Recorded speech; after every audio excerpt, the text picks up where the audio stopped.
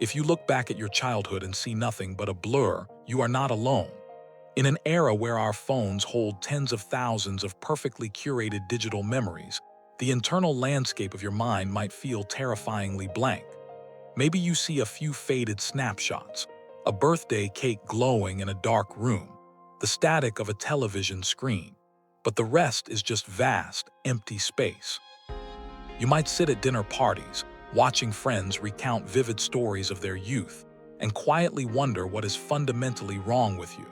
You might feel like an imposter in your own life, but you are not broken. Your brain is doing exactly what it was brilliantly designed to do.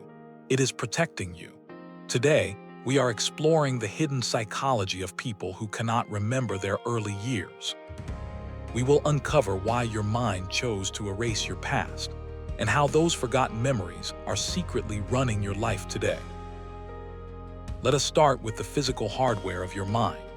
In early childhood, the human brain grows at an explosive rate, but the prefrontal cortex, the sophisticated region responsible for self-awareness and complex episodic memory, is the very last to fully mature.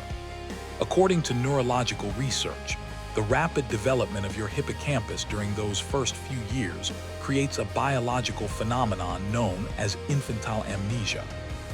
Think of it like a computer constantly upgrading its operating system. Your brain was so incredibly busy learning the fundamental rules of gravity and language that it had to overwrite the early tapes to make room for new code. Researchers have discovered that infants do encode memories. The neural pathways are absolutely there. However, as the brain matures, it quite literally loses the biological ability to access those early roads. They become overgrown, hidden beneath the dense foliage of adult cognition. But normal infantile amnesia only accounts for the first 3 or 4 years of life. So, what happens when entire decades of your youth are simply missing? Part of the answer lies in the unique, often isolating landscape of modern life. Your brain heavily relies on physical environmental cues to trigger long-term autobiographical memories. It is a highly contextual machine. It needs the specific scent of your childhood neighborhood, the exact pitch of the creaking floorboards in your old bedroom, or the muscle memory of the route you walked to school. But we live in a society of constant displacement. When you are frequently uprooted, moving through massive concrete suburbs, those physical anchor points vanish. Without those geographic prompts, your mind simply stops trying to retrieve the past. It quietly deletes your childhood, one faded memory at a time. In my analysis of modern digital behavior, I honestly believe our current societal obsession with documenting every mundane detail of our lives on social media is a direct trauma response to this very displacement. We are terrified of forgetting because we already feel deeply unmoored. We are outsourcing our memory to the cloud because we do not trust our own displaced minds to hold on to it. But geography and digital anxiety are only a fraction of the story. The deeper truth is inextricably tied to the modern ethos of relentless survival. We live in a hyper-capitalist culture that worships the hustle, a world that demands you keep grinding forward, no matter the emotional cost. For many of you listening, forgetting is not a biological accident. It is a highly effective, incredibly sophisticated psychological defense mechanism. When a child experiences emotional neglect, chronic instability, or severe adverse experiences, the developing nervous system faces a catastrophic crisis. The child cannot fight the adults in charge, and they cannot flee. So the brain chooses the only remaining option. It freezes. It dissociates.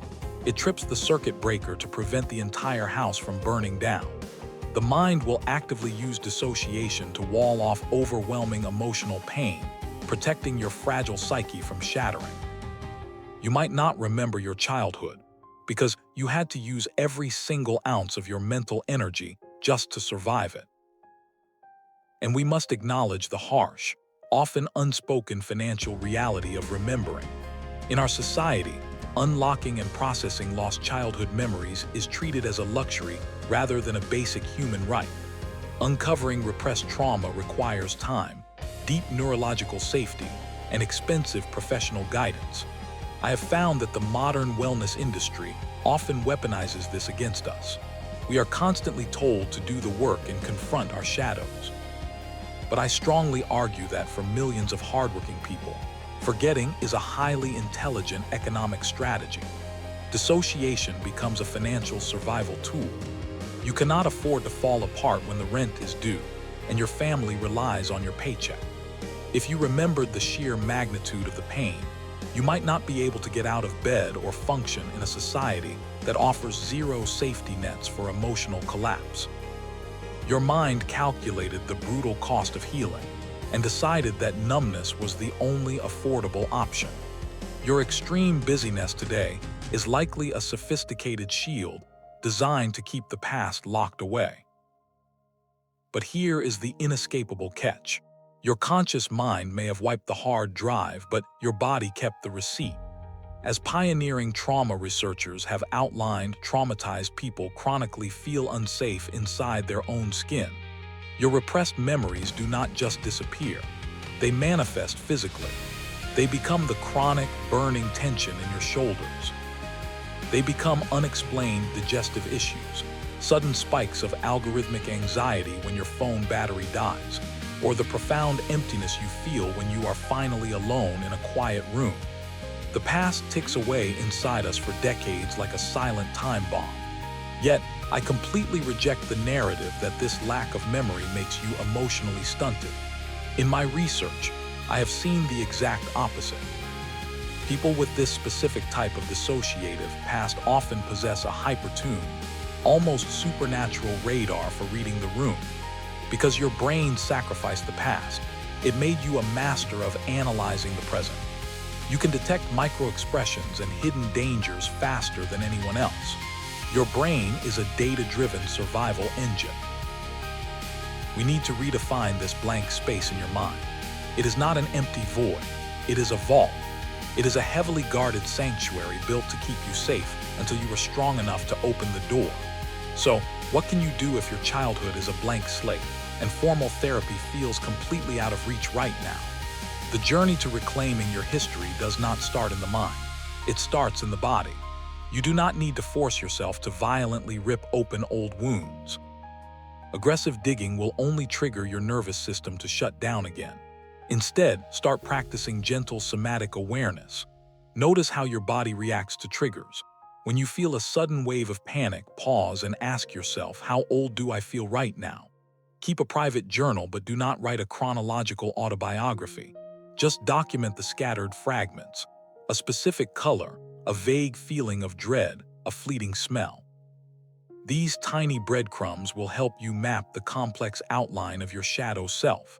Remembering is not about punishing yourself. It is about finally giving that isolated, forgotten child the safe space they always deserve. There is nothing wrong with you.